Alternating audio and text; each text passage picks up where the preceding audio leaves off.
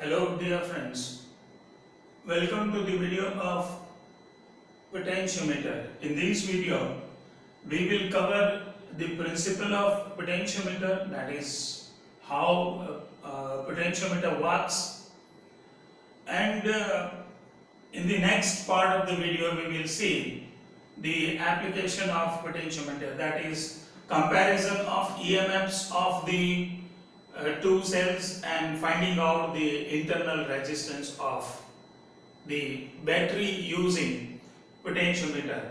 Let me remind you, I have already covered the need of potentiometer in the different video.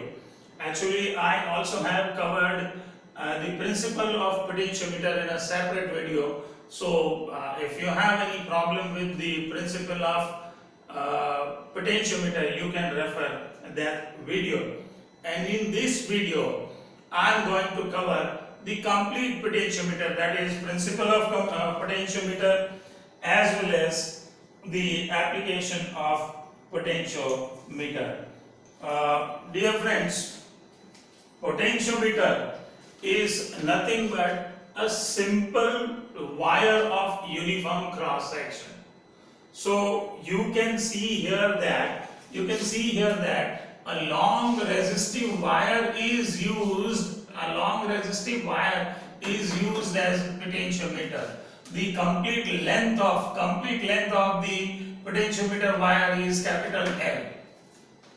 Now, to understand the principle of potentiometer, we need to understand the potential gradient. Dear friends, in physics, wherever a gradient word comes in, you are to remember that it is a rate of change with respect to length. Actually, two rates are coming in physics. Let's say rate of change of distance, that is distance over time, is speed. So this is the time rate at which distance is changing. Velocity might be changing with time, and that is acceleration. Velocity might be changing as you move ahead or come back. So it is V divided by L, not T in this case, and this is known as velocity gradient. So wherever gradient comes in, it is that physical of which the gradient is, that physical quantity divided by length is the gradient. Here we are going to come across a potential gradient. So what is potential gradient? We must be knowing that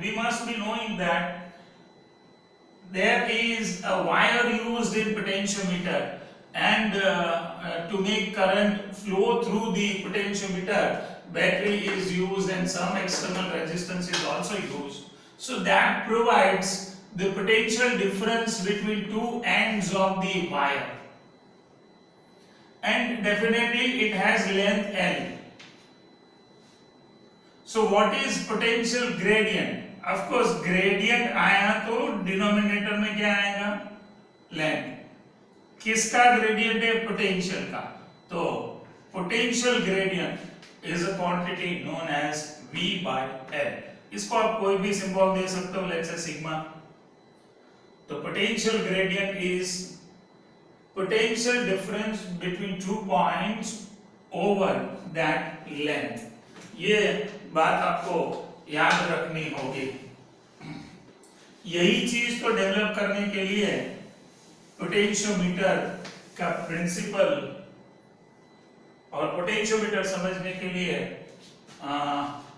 ये बात जरूरी थी, इसलिए मैंने वो आपके सामने discuss की. अब पोटेंशियोमीटर क्या है? इनिशियली यहाँ पर लिखा है कि ये कुछ नहीं है, यूनिफॉर्म क्रॉस सेक्शन वाला रेजिस्टिव वायर है. अब इसमें से पोटेंशियल डिफरेंस यदि आप लोगों को डेवलप करना है तो ओम्स लॉ को याद करो, V is equal to IR. इसको रेजिस्टेंस है, इनमें से करंट फ्लो होना चाहिए। अब वायर में से करंट तो बैटरी के बिना फ्लो नहीं करेगा, तो ये बैटरी अप्लाई की गई है। अब बैटरी अप्लाई करते हो तो बैटरी का इंटरनल रेजिस्टेंस बोनस में मिल जाता है, मुफ्त में मिल जाता है। तो ये बैटरी का इंटरनल रेजिस्टेंस दिखाया गया है। इसमें से करंट फ्लो करेगा कि नहीं करेगा, स्विचिंग ऑन एंड ऑफ के लिए की लगाया गया है। और ये एक रेजिस्टेंस बॉक्स में से एक्सटर्नल रेजिस्टेंस R सिलेक्ट किया गया है। R लगाना है ही ऐसा जरूरी नहीं है, but to control the sensitivity, to adjust the potential gradient of potentiometer wire, ये वेरिएबल रेजिस्टेंस का होना जरूरी है। अब हम लोग समझते हैं कि कैसे पोटेंशियोमीटर का जो प्रिंसिपल है उसको डिराइव किया जा सकता है। डियर फ्रेंड्स, आप लोगों ने एक L लेंथ का कंप्लीट वायर लिया है, इनमें एक नई क्वांटिटी बनाई गई है। That new quantity is resistance per unit length. अब देखिए आप लोग, रेजिस्टेंस मान लो इसका कुछ भी हो, मान लेते हैं R रेजिस्टेंस है और इसकी लेंथ L है, तो इसको रेजिस्टेंस पर यूनिट लेंथ रो कहा गया है। ये जो टर्म है उसको आप रेजिस्टिविटी के साथ कंफ्यूज मत करना। इसका जो यूनिट है वो ओहम पर मीटर आता है, और resistivity R is equal to rho L by A में आप रो को लगाओ तो R A by L। R का यूनिट आएगा ओहम, इसका आएगा मीटर स्क्वायर, और ये आएगा मीटर। मीटर मीटर कैंसिल होकर के ओहम मीटर बनता है। तो दोनों का सिंबल एक ही है, रो और रो, बट दोनों फिजिकल क्वांटिटी अलग अलग है। This is called resistivity and its unit is ohm metre, and this is resistance per unit length ohm per metre. Actually principle समझने के लिए ये जरूरी है। Once you derive the principle, application of potentiometer जानने के लिए ये चीज जरूरी नहीं है। फिर भी मैंने बता दिया है कि आपको ये क्वांटिटी कैसी है, तो ये क्वांटिटी से आप लोग जितनी लेंथ का रेजिस्टेंस निकालना चाहो निकाल सकते हो। कैसे?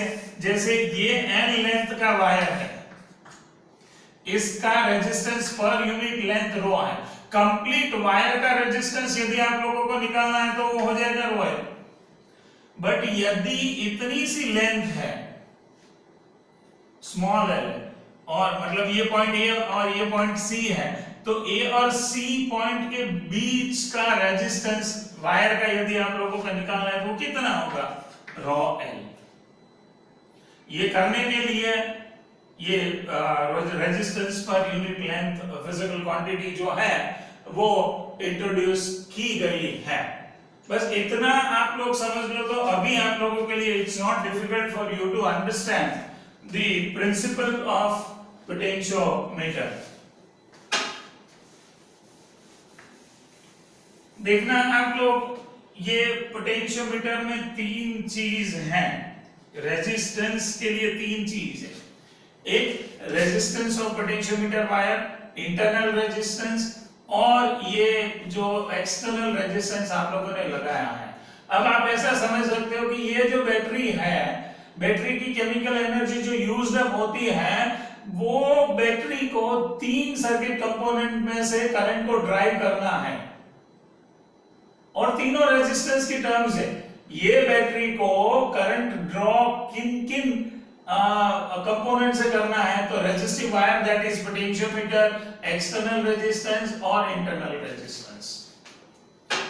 ओम्स लॉ लगाने के लिए मुझे ये चीज पता होना चाहिए कि ये तीनों रेजिस्टेंस कैसे हैं। तो आप देखना ये सीरीज में है, इसका एक एंड बैटरी के साथ कनेक्टेड है यानी इंटरनल रेजिस्टेंस के साथ कनेक्टेड है, तो दूसरा एंड आरबी के साथ, आरबी का एक दूसरा एंड इंटरनल रेजिस्टेंस के साथ, and so on.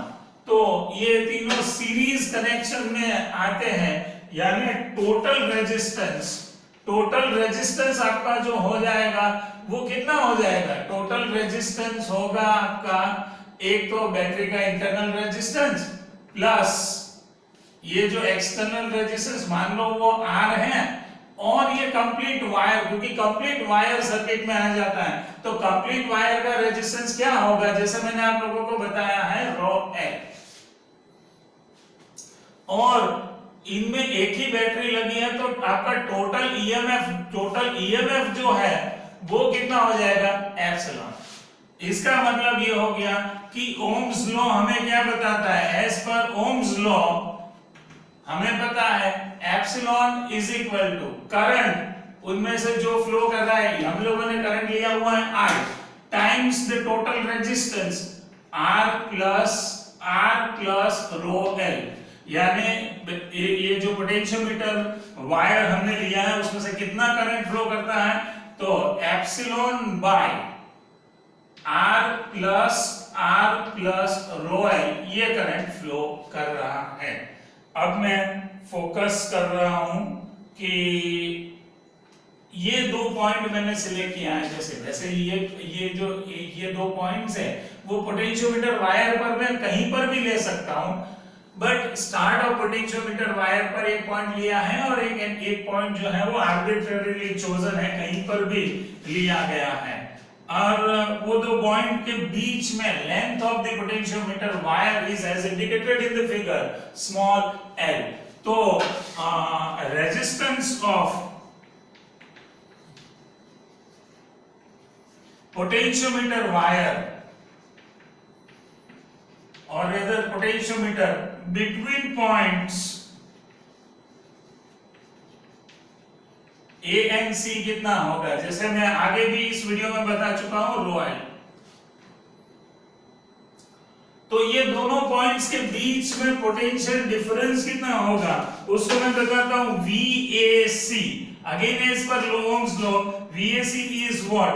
Current flowing through that wire into its resistance, और इनका रेजिस्टेंस आ जाता है rho L, rho into small l। अब I मेरे पास ऑलरेडी डिटरमाइंड है, I की जगह मुझे लिखना होगा epsilon rho L by R plus rho L। इसको मैं एक सिस्टमैटिक तरीके से लिखता हूं, L को सेपरेट आउट कर देता हूं, स्मॉल l को सेपरेट आउट कर दिया तो ये रह जाएगा epsilon rho upon R plus रो कैपिटल L। अब देखना ये जो ब्रैकेट में क्वांटिटी है वो सभी क्वांटिटीज कांस्टेंट है, यानी VAC इसको मैं ये कांस्टेंट को हटाऊं तो VAC is proportional to L, and this becomes the mathematical statement of principle of potentiometer। जो आप यहाँ पर देखोगे ये सब चीजें जो मैंने की वो यहाँ पर है VL। अच्छा मैंने यहाँ पर VL लिखा है, मैंने VAC लिखा है, सिंबल में सिर्फ फर्क है, बाकी सब चीज सेम है। तो आप लोग देखोगे कि the potential difference between any two points, because ये दोनों points A और C लिए गए थे, they were arbitrarily chosen, so the potential difference between any two points of the potentiometer wire is directly proportional to the distance between those two points। ये VAC is proportional to L। I repeat, VAC is proportional to L, or you say VL is proportional to L। इसका मतलब ये हो गया कि you will have a varying potential difference across the potentiometer wire, and that is proportional to the length of the potentiometer wire। Come length है दो points के बीच में तो पोटेंशियल डिफरेंस कम है, ज्यादा लेंथ है दो पॉइंट्स के बीच में पोटेंशियोमीटर वायर पर तो उसका पोटेंशियल डिफरेंस ज्यादा होगा। थोड़ा सा आगे बढ़ लेते हैं। ये sigma quantity VL by L है। अर्लियर इन दिस वीडियो मैंने आप लोगों को बताया था कि ये पोटेंशियल ग्रेडियंट है, यानी VL by L करना है तो आपका जो ब्रैकेट की क्वांटिटी है बिकॉज VL by L करोगे, VL कितना आया था, इतना आया था, डिवाइडेड बाय L करोगे तो LL गेट कैंसल्ड, सो वो VL by L आता है epsilon rho upon R plus L rho plus R. The potential gradient जो है, the potential difference per unit length of the wire VL by L is sigma called potential gradient, और उसका unit definitely numerator quantity आपकी जो है, numerator quantity जो है वो है VL, यानी उसका यूनिट होगा वोल्ट और ये मीटर, यानी वोल्ट पर metre is the unit of potential gradient. The sensitivity of potentiometer depends on potential gradient along the wire. Smaller is the potential gradient, एकदम छोटा सा है, greater will be the sensitivity of potentiometer. तो sensitivity जो है potentiometer की, that is inversely proportional to the potential gradient. For a given VAB, the sensitivity of potentiometer can be increased by increasing the length of the potentiometer wire. Laboratory में जो potentiometer use किया जाता है, उसकी length standard होती है, करीबन 4 metre की length होती है potentiometer wire की.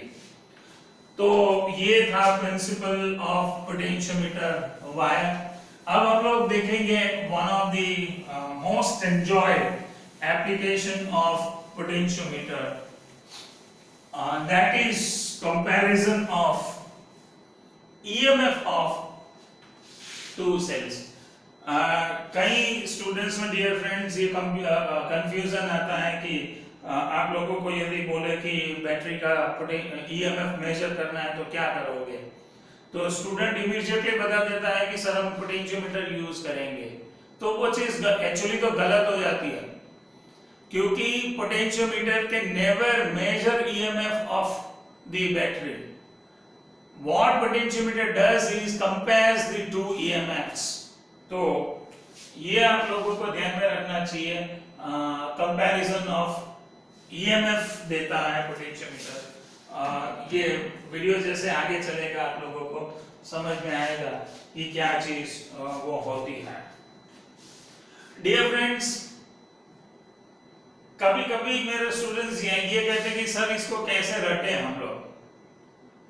पोटेंशियोमीटर की सर्किट, ये रही पोटेंशियोमीटर की सर्किट जो comparison of EMF of two cells करने के लिए बनाई गई है.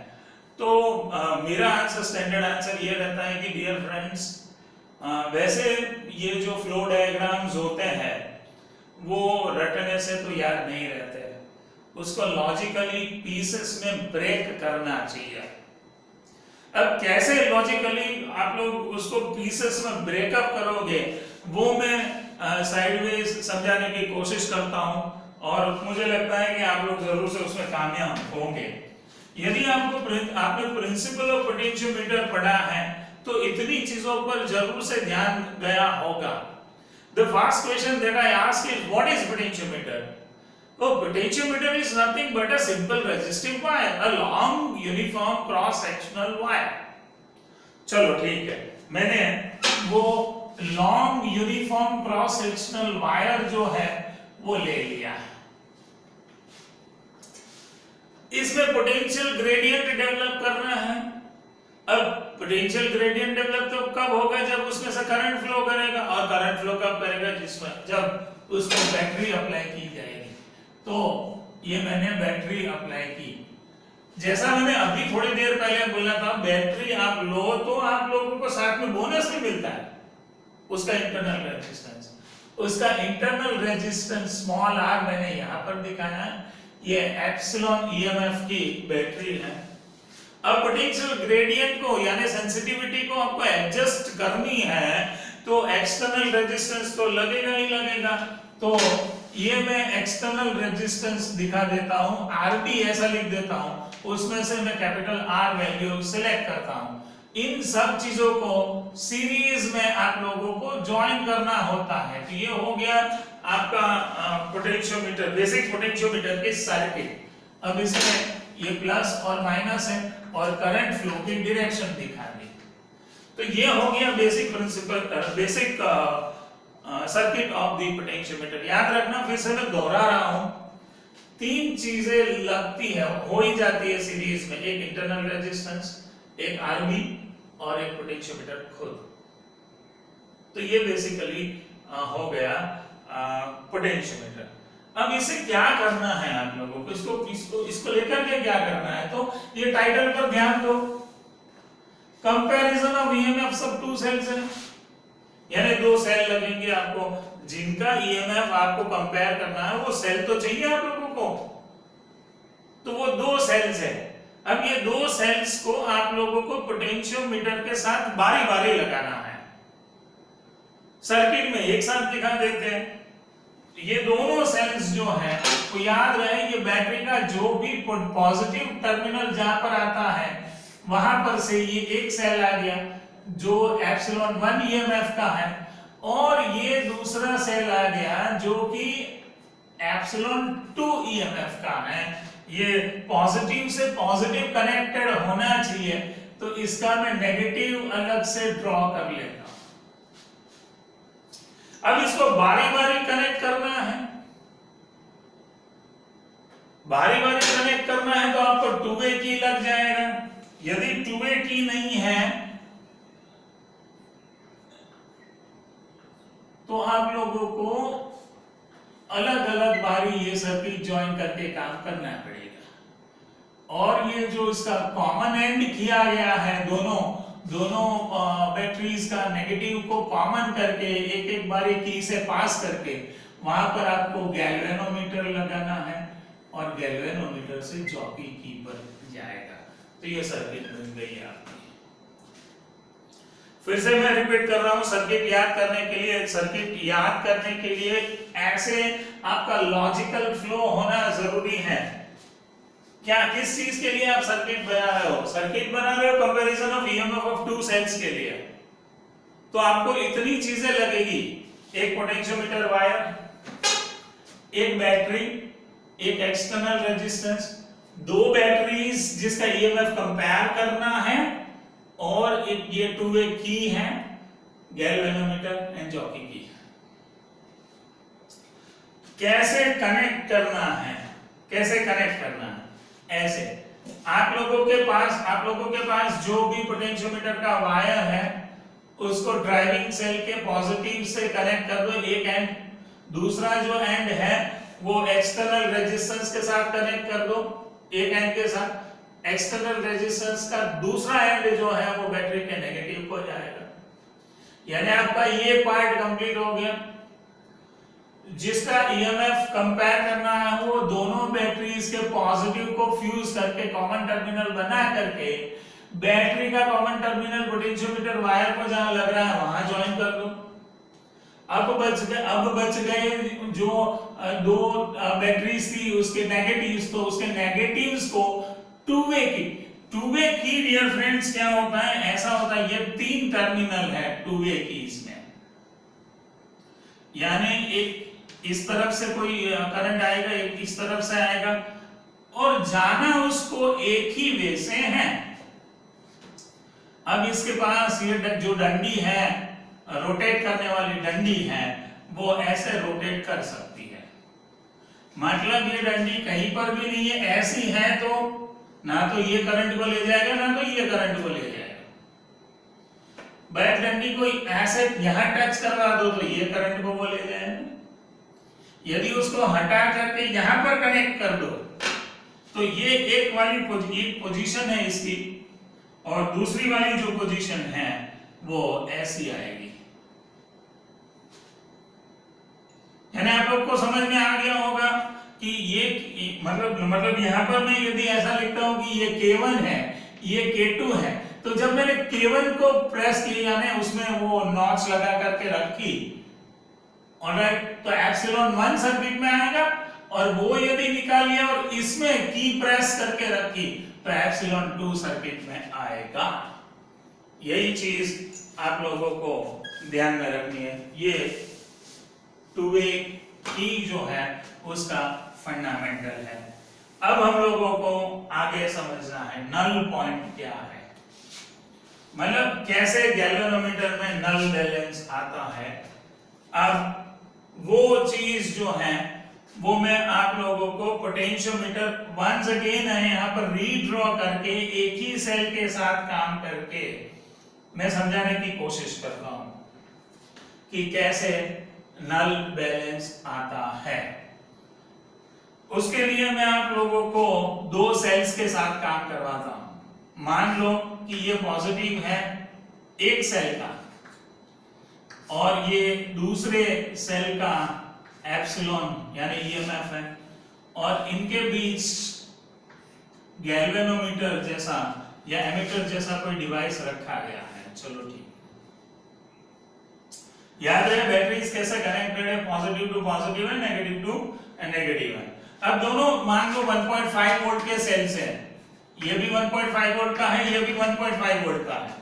तो जब दोनों 1.5 वोल्ट के सेल्स होंगे डियर फ्रेंड्स, तो इनमें से कोई करंट फ्लो नहीं करेगा और ये गैल्वेनोमीटर नल रिफ्लेक्शन दिखाएगा, यानी उसका पॉइंटर 0 पर होगा। अब यदि इसको मैंने 2 वोल्ट कर दिया डियर फ्रेंड्स, तो चीजें बदल जाएगी। इसको यदि मैं 2 वोल्ट करता हूं तो ये बैटरी का ईएमएफ बड़ा है इस बैटरी से, यानी दोनों बैटरीज के स्टेट सेम नहीं रहेंगे। ये बैटरी डिस्चार्जिंग स्टेट में होगी और ये बैटरी चार्जिंग स्टेट में होगी और करंट जो है डियर फ्रेंड्स वो ऐसे फ्लो करेगा, क्लॉकवाइज फ्लो करेगा और गैल्वेनोमीटर एक साइड में डिफ्लेक्शन दिखाएगा, कोई भी आइदर ये साइड या वो साइड डिफ्लेक्शन दिखाएगा। अब यही चीज मैं रिपीट करता हूं ये बैटरी को 1 वोल्ट लेकर के, तो वापस दोनों बैटरीज के स्टेट चेंज हो जाएंगे। अब एप्सिलॉन 1 वाली बैटरी जो है वो डिस्चार्जिंग स्टेट में आएगी और एप्सिलॉन 2 वाली बैटरी चार्जिंग स्टेट में आएगी। तो करंट कैसा फ्लो करेगा, उस वाले केस में करंट ऐसा फ्लो करेगा। तो गैल्वेनोमीटर का पहले जिस डायरेक्शन में डिफ्लेक्शन आया था उसकी अपोजिट डायरेक्शन में डिफ्लेक्शन आ जाएगा ये वाली सर्किट में। डियर फ्रेंड्स बस और कुछ नहीं है, ये आपके पास एप्सिलॉन 2 वेरिएबल होना है। ये एप्सिलॉन 2 यदि वेरिएबल है तो आप लोगों को गैल्वेनोमीटर में डिफ्लेक्शन दोनों साइड भी मिल सकता है या नल बैलेंस भी मिल सकता है। दोनों या तो ये साइड या तो ये साइड आप लोगों को डिफ्लेक्शन कब मिलेगा डियर फ्रेंड्स? ओ तब जब इसका ईएमएफ और ये दो पॉइंट के बीच का जो पोटेंशियल डिफरेंस है वो सेम नहीं है तो कोई एक साइड डिफ्लेक्शन आपको मिलेगा। बट जब इसका ईएमएफ ये दो पॉइंट के बीच का जो पोटेंशियल डिफरेंस है उसके साथ मैच हो जाता है तो गैल्वेनोमीटर में नल डिफ्लेक्शन दिखाएगा। इसका मतलब ये हो गया ना डियर फ्रेंड्स कि यहां पर जितना भी पोटेंशियल डिफरेंस है वही तो इसका ईएमएफ है, या आइदर आप लोगों को ज्ञात है या नहीं है, ये तो होना ही है। इस चीज को पकड़ के रखो। अभी आप लोगों को comparison of EMF of two cells समझ में आ जाएगा। कैसे? ये रहा। चलिए डियर फ्रेंड्स अगेन अपनी ओरिजिनल वाली सर्किट पर मैं आ गया हूं। इसको मैं थोड़ा आगे बढ़ा देता हूं।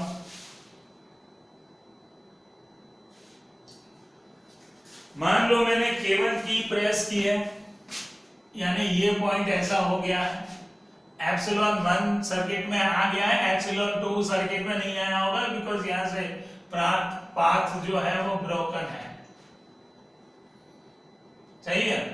अब देखना, आप जॉकी को यहां वहां घुमाते हो, जैसे कि ये एकदम नजदीक ले ले तो ये ईएमएफ यानी ये पोटेंशियल डिफरेंस एकदम छोटा होगा, तो एप्सिलॉन 1 वाली बैटरी से करंट फ्लो करेगा गैल्वेनोमीटर के सर्किट में और गैल्वेनोमीटर डिफ्लेक्शन दिखाएगा। अब ये जो पॉइंट है, ये गैल्वेनोमीटर की जॉकी है, वो मैंने यहाँ पर टच कर दी, यानी ये जो पोटेंशियल डिफरेंस है वो बहुत बड़ा हो जाएगा। इन सभी चीज में आप लोगों के डियर फ्रेंड्स ये जानना बहुत जरूरी है कि ड्राइविंग सेल का जो पोटेंशियल है वो एप्सिलॉन 1 और एप्सिलॉन 2 से काफी बड़ा होना चाहिए, नहीं तो ये प्रैक्टिकल सक्सेस नहीं होगा।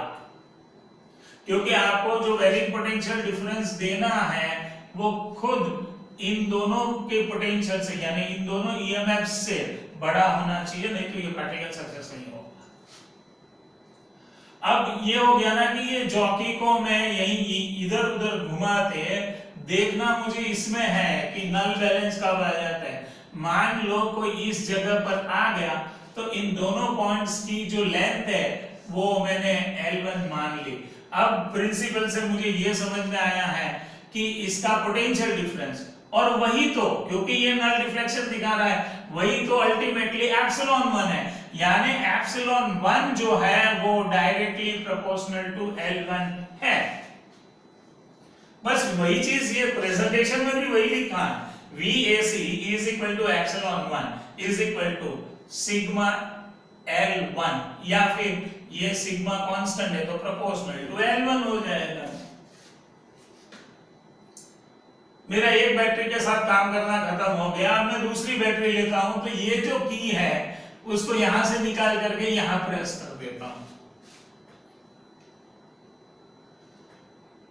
सेम वे से जैसा मैंने एप्सिलॉन 1 के साथ काम किया था वैसा ही मुझे एप्सिलॉन 2 के साथ भी काम करना है, तो ये एप्सिलॉन 2 के साथ काम करके मुझे दूसरा इक्वेशन मिल जाएगा, that is epsilon 2 is proportional to L2। सीधी सीधी बात है, दोनों का रेशियो ले लो तो epsilon 1 by epsilon 2 is equal to L1 by L2। एक बारी प्रैक्टिकल करके L1 मिला था, वैसे ही दूसरी बारी कहीं पर भी प्रैक्टिकल करके आपको यहां से लेके ये तो दूसरी लेंथ L2 मिलेगी, तो वो L2 ले गया है और ये इक्वेशन आ गया। अब ये दोनों ईएमएफ में से कोई भी एक ईएमएफ आपको ज्ञात है, ऑलरेडी नोन है, तो L1 प्रैक्टिकल से मिलेगा, L2 प्रैक्टिकल से मिलेगा, ये ऑलरेडी नोन है। The third one can be, I mean the other epsilon can be found। तो यही है comparison of EMFs of two cells. अब हम लोग आगे का फर्दर वीडियो के पार्ट में हम लोग देखेंगे कि कैसे हम लोगों को पोटेंशियोमीटर यूज करके internal resistance of the cell निकालना है। इसको मैं हटा देता हूं, इस चीज को मैं रीड्रॉ करूंगा वापस, ताकि एक बारी आपको बेसिक पोटेंशियोमीटर की सर्किट जो है वो वापस से याद रह जाए, आपको रटने की जरूरत ना पड़े। पहले मेरे पास मेरा टारगेट यही है to determine the internal resistance of a cell, और उसके लिए मेरे पास बेसिक पोटेंशियोमीटर होना चाहिए। ये basic potentiometer is nothing but a long resistive wire, तो ये रख दिया। अब इसमें पोटेंशियल ग्रेडियंट डेवलप करने के लिए basically I must have a driving cell, तो ये ड्राइविंग सेल का एक पॉजिटिव यहाँ कनेक्ट कर दिया। जैसा मैंने बताया था बैटरी के साथ मुफ्त में आता है उसका इंटरनल रेजिस्टेंस, तो ये चीजें मैंने लिख ली, लगा ली।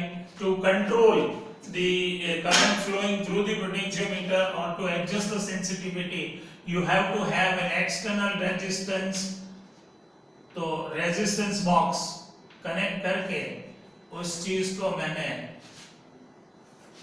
कर लिया है।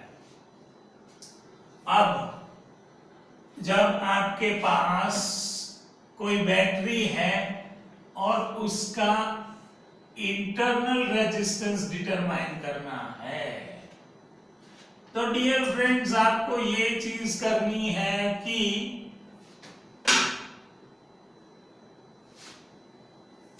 आपको गैल्वेनोमीटर सीधा कनेक्ट करना है और नल बैलेंस के लिए लेके जाना है। अब बैटरी आई, तो उसका इंटरनल रेजिस्टेंस तो होगा ही होगा। तो वो याद रखना आप लोग, ये R और ये R से कंफ्यूज मत होना। एक बारी सेंसिटिविटी को एडजस्ट कर लिया, ये R या ये R कोई पिक्चर में नहीं आता। जो आता है वो तो इसी लेंथ, ये जो पोटेंशियोमीटर की लेंथ है वो काम में आती है। या फिर रेजिस्टेंस बॉक्स नहीं है आपके पास तो आप लोग वेरिएबल रेजिस्टेंस भी तो यहाँ पर दिखा सकते हो। तो ये one and the same thing है। वेल, क्या अलग है कंपैरिजन ऑफ ईएमएफ और ये पार्ट में? तो यहाँ ये एप्सिलॉन एप्सिलॉन सेम हो जाएगा, तो मैंने सिंबल चेंज कर दिया, इसको मैंने कैपिटल ई ले लिया। अब यहाँ पर एक external resistance, known value of external resistance और की के साथ ऐसा कनेक्शन है।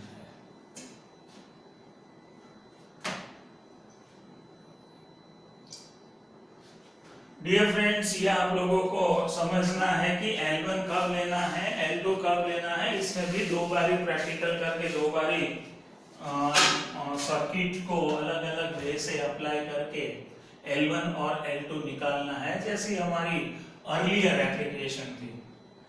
तो अब मैं वापस इसके डिस्कशन में आ जाता हूँ। डियर फ्रेंड्स, यहाँ क्लियरली लिखा है, देख लो आप लोग। We can also use potentiometer to measure the internal resistance of a cell. For this, as shown in the figure, ये जो इन फिगर में EMF जिसका मेजर करना है उसका इंटरनल रेजिस्टेंस उन लोगों ने R लिया है और इसी को डिटरमाइन करना है।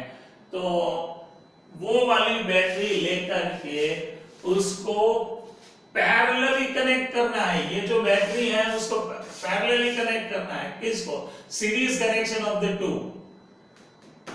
आरबी यानी एक एक्सटर्नल रेजिस्टेंस और एक की जिसको K2 कहा गया है।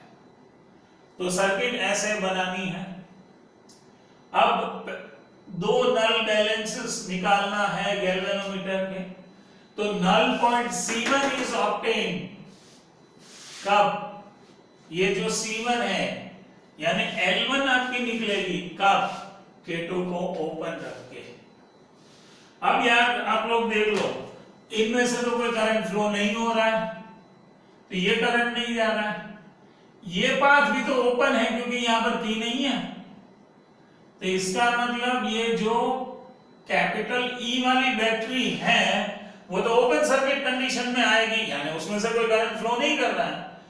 और यहां पर आपको नल बैलेंस L1 पर मिला है, उसका मतलब ये हो गया ना डियर फ्रेंड्स कि एप्सिलॉन जो है, यानी यहां एप्सिलॉन नहीं लिखा, E लिखा है, तो E1 is proportional to L1।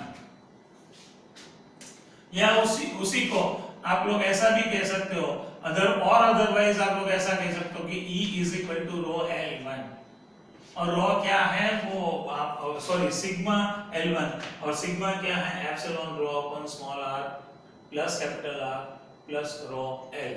वो अर्लियर आप लोगों ने जो देखा था वही है। अब डियर फ्रेंड्स, अनदर नल बैलेंस निकालना है C2। ये जो सर्किट में दिख रहा है ना, वो C2 पॉइंट निकालना है, यानी उसको डॉटेड लाइन से वहां पर भी दिखाया गया है। कोई भी पॉइंट ले लो C2। ये C1 है, ये C2 है। C2 कैसे निकालना है, मतलब वो लेंथ कैसे निकालनी है? तो ये की प्रेस करके। अब डियर फ्रेंड्स ध्यान से देखना, ये चीज आप लोगों को समझना जरूरी है कि जब K2 प्रेस की गई है, मतलब K2 सर्किट में है, K2 सर्किट में है और ये नल बैलेंस दिखा रहा है, मतलब ये ब्रांच में कोई करंट नहीं है, तो ये बैटरी जो करंट फ्लो करवाएगी वो ऐसे ऐसे करवाएगी, ये चलता रहेगा। ये ब्रांच में कोई करंट नहीं होगा क्योंकि ये क्लोज लूप होनी है।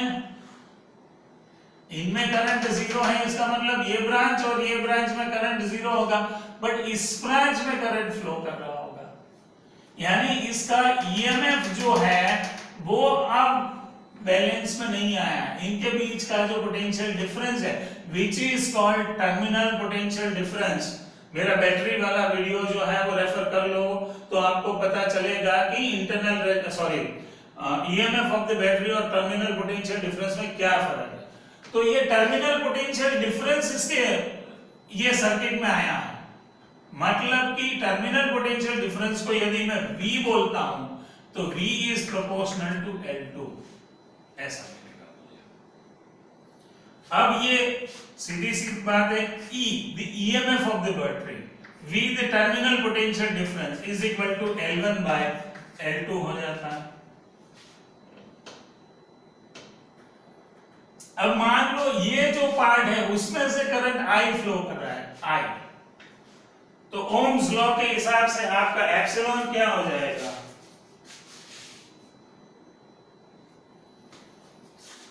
ध्यान से देखना आप लोग, ये E है, ये E है, वो करंट फ्लो करवा रहा है दो रेजिस्टेंसेस में से, R और कैपिटल R, तो E ये हो गया, और यहाँ का पोटेंशियल डिफरेंस जो है वो हो जाएगा V is equal to IR। ये दोनों चीजों को इसमें सब्स्टिट्यूट कर दो तो आपको मिलेगा I into R plus R upon ये हो जाएगा I into R L1 by L2 I गया, यानी आप लोगों का हो गया R plus R upon R is equal to L1 by L2।